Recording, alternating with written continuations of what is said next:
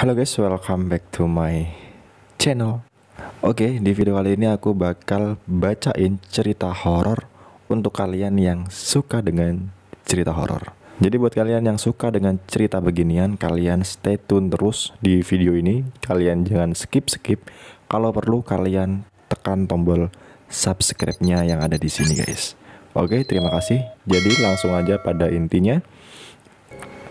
Jadi di dalam cerita ini menceritakan cerita satu keluarga yang mengalami kejadian-kejadian aneh ketika mereka usai pindah rumah. Kejadian ini bermula pada tahun 2015 ketika si Kesia, ini Kesia adalah pemeran utama ya. Jadi Kesia menceritakan kisah ini di akun Twitternya. Jadi aku bacain ceritanya Kesia. Dan keluarga Kesia ini pindah rumah di tahun 2015, tepatnya di daerah Jawa Barat. Untuk lebih detailnya, si Kesia ini tidak menyebutkan Jakarta Barat mana. Pada saat itu si Kesia masih duduk di bangku SMP. Kemudian dengan niatan pindah ke Jawa Barat untuk melanjutkan sekolahnya ke tingkat sekolah menengah atas atau SMA. Dan di rumah ini tuh berisikan 2 kamar tidur, 1 kamar mandi, ruang tamu, tempat parkir, dan teras yang cukup luas. Kesia ini tinggal bersama kedua orang tuanya dan 1 abangnya lagi. Awal mula ketika pindah ke sini, mamanya Kesia itu punya feeling yang sedikit gak enak tentang suasana rumah yang ia tempati atau mereka tempati saat ini. Kenapa si mama Kesia punya pemikiran seperti itu? Karena si mama Kesia itu bisa ngelihat hal-hal yang tidak bisa dilihat orang biasanya. Dan pada malam pertama saat mereka pindah, kejadian pertama pun terjadi di sini. Pada malam pertama si mamanya Kesia ini sudah dimimpiin yang serem-serem dan mimpi penampakan tangan perempuan yang keluar dari tanah.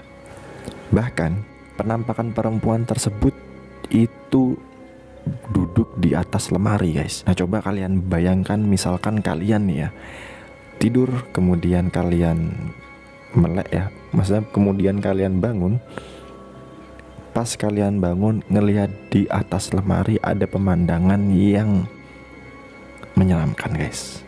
Kira-kira apa yang akan kalian lakukan? Singkat cerita, karena feeling si mamanya Kesia ini dari awal sudah nggak enak, jadi papanya Kesia memutuskan untuk memanggil seorang ustadz untuk bertamu di rumahnya.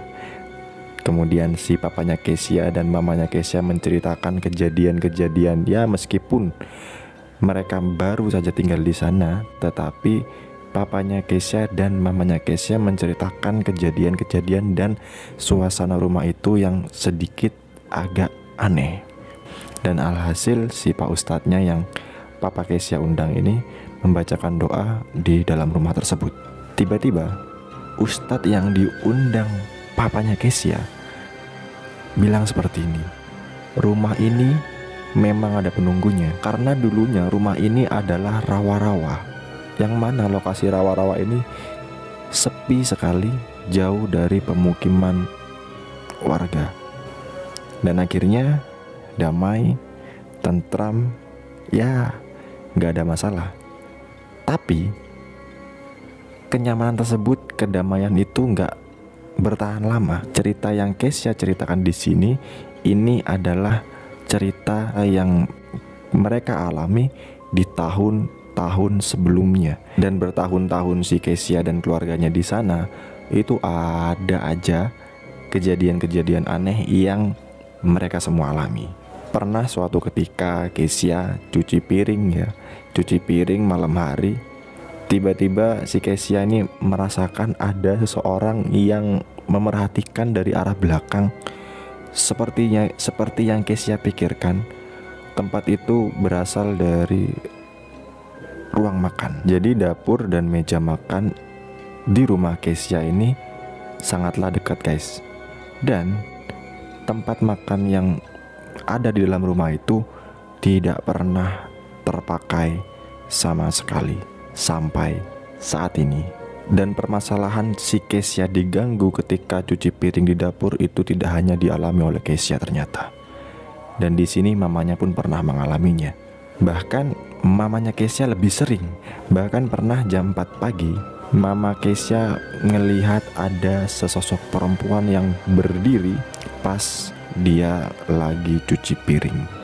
Tapi mukanya kurang begitu jelas. Mama Kesha pun langsung beresin cucian yang ada di belakang itu guys. Dan belakangan ini pun makin aneh kejadiannya. Gangguannya pun makin aneh.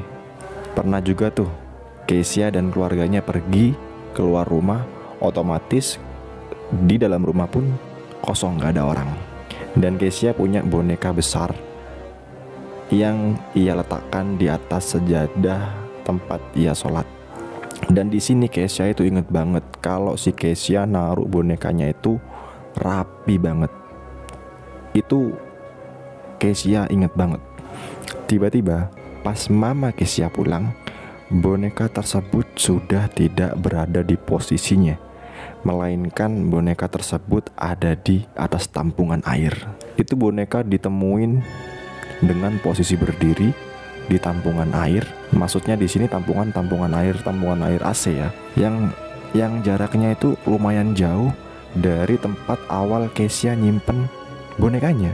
Dan kalau dipikir secara logika, oh mungkin itu kucing yang buat main boneka itu sampai si bonekanya itu pindah jauh.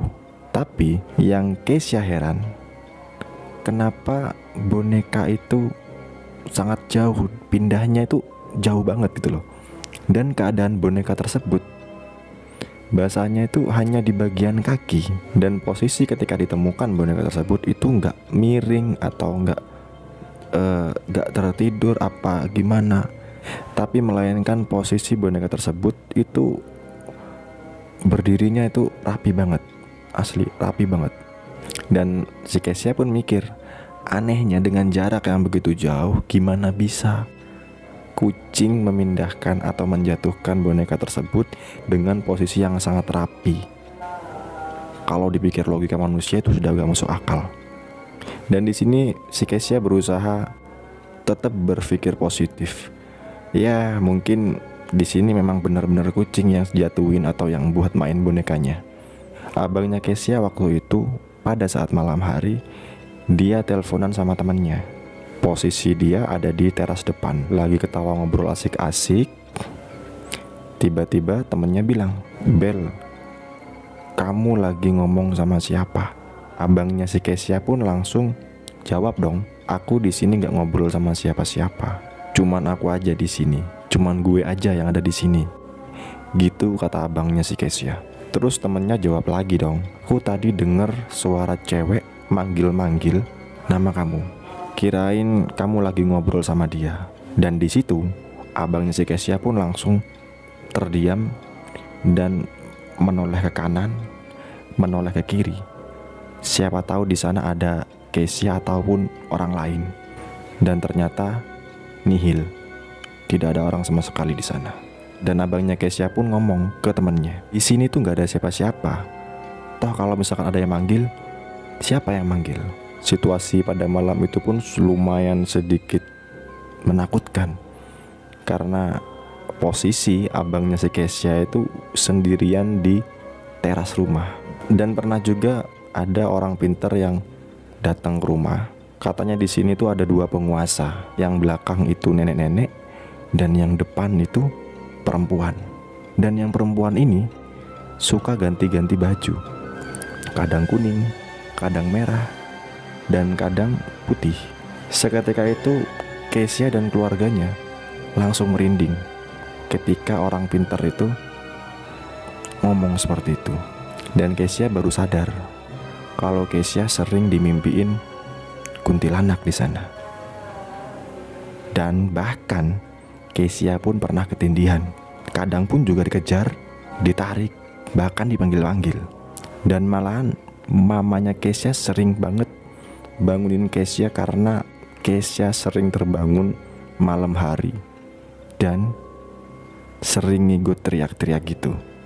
Pernah juga ketika Keisha dan mamanya ada di rumah. Posisinya itu si Keisha habis mandi, kemudian si Keisha ngeringin rambut di depan televisi.